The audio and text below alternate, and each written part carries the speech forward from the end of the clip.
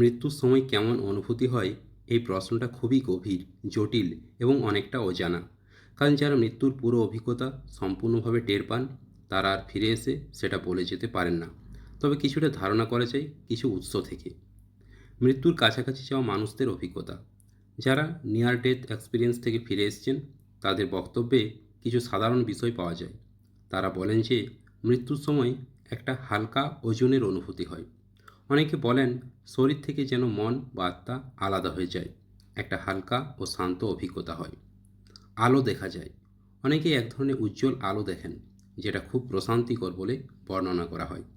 নিজেকে বাইরে থেকে দেখা যায়, কেউ কেউ বলেন তারা নিজেদের দেহকে যেন উপর থেকে দেখেছেন, অর্থাৎ আত্মা যেন শরীর থেকে আলাদা হয়ে গেছে, আর উপর থেকে আত্মা নিজের শরীরকে স্পষ্ট দেখতে পাচ্ছে। তবে এও বলেন যে ব্যাপারটা কিন্তু ভীতিকর নয়, বরং শান্তিপূর্ণ।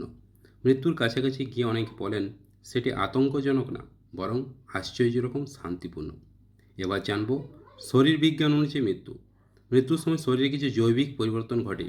অক্সিজেন কমে যাওয়ায় মাথা ঝিমঝিম করা, দৃষ্টি ঝাপসা হওয়া, নাড়ির গতি ধীরে হওয়া, শ্বাস প্রশ্বাস থেমে যাওয়া, মস্তিষ্ক ধীরে ধীরে অবচেতন হয়ে পড়ে।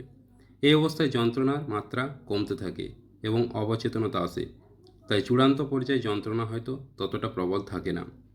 ধর্ম ও দর্শনের দৃষ্টিভঙ্গি, বিভিন্ন ধর্মে মৃত্যুর অনুভূতি ভিন্নভাবে ব্যাখ্যা করা হয়েছে।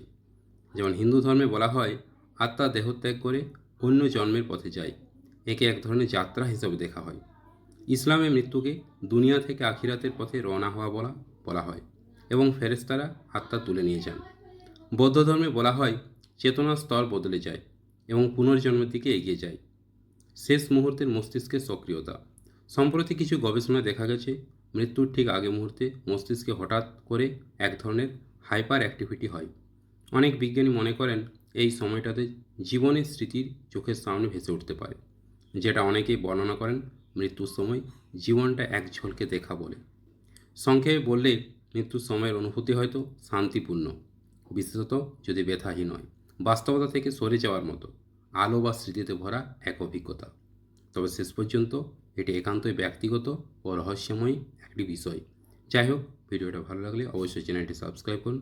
আমি আরও এই ধরনের ভিডিও আপনাদের কাছে নিয়ে আসব। ধন্যবাদ।